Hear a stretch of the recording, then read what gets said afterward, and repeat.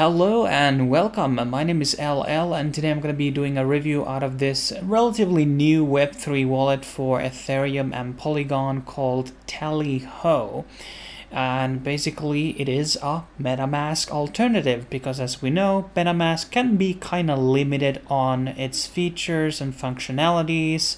However, it does support the custom RPC, allowing you to add multiple chains, which is something that is not really existent on many of the other MetaMask alternatives. So right now you're only able to use Ethereum and Polygon with Tallyho. So in case you're using a lot of other chains, this may not be the wallet for you. However, as their website is saying, they are going to be supporting Optimism very soon. And this is available for Chrome and Brave as of right now. Obviously, you can use multiple plugins and extensions to get it working on things like Opera, for instance. So it does support multitude of different browsers through that way. Now, there's a lot of features inside the actual wallet. Obviously, there is an inbuilt swapping system, which doesn't have like hidden fees, like for example, MetaMask is taking around, I think, 2% for every swap that is basically going.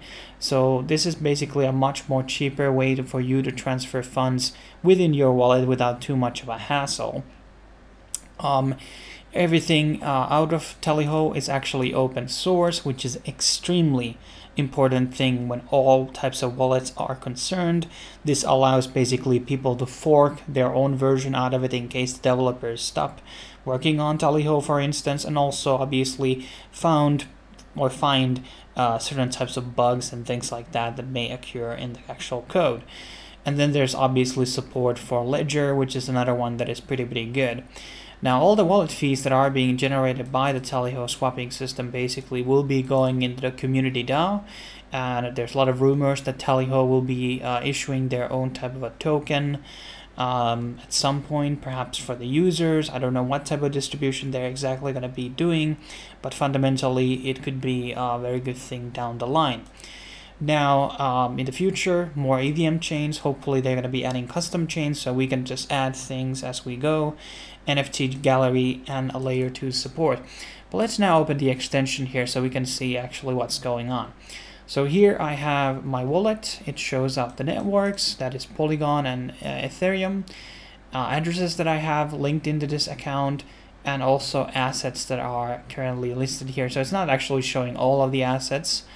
It also has an NFT tab, so I can actually view all the NFTs that I'm having, which is very nice, because MetaMask doesn't support that. So I can now easily just send these NFTs, or basically view them. There's no send, sell, or transfer buttons here, sadly, for them, but there is a URL link which will basically take you to see the actual contract on the Explorer. So that's a nice feature.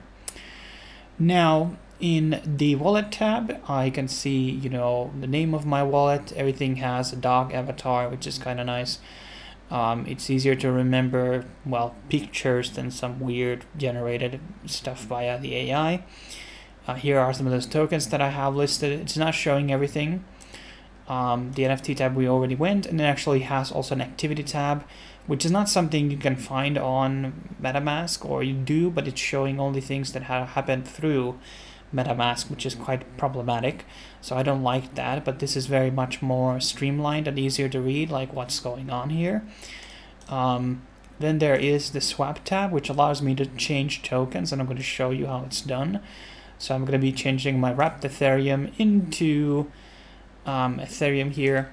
Once again, not as much perhaps different tokens available here.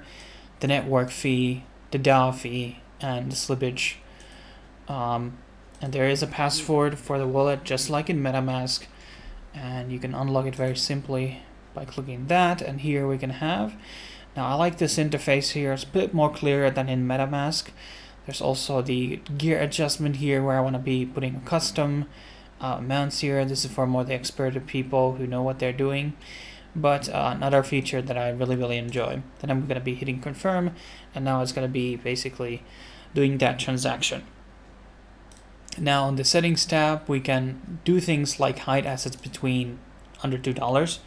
Very good in case you have a lot of spam tokens on your wallet, for example.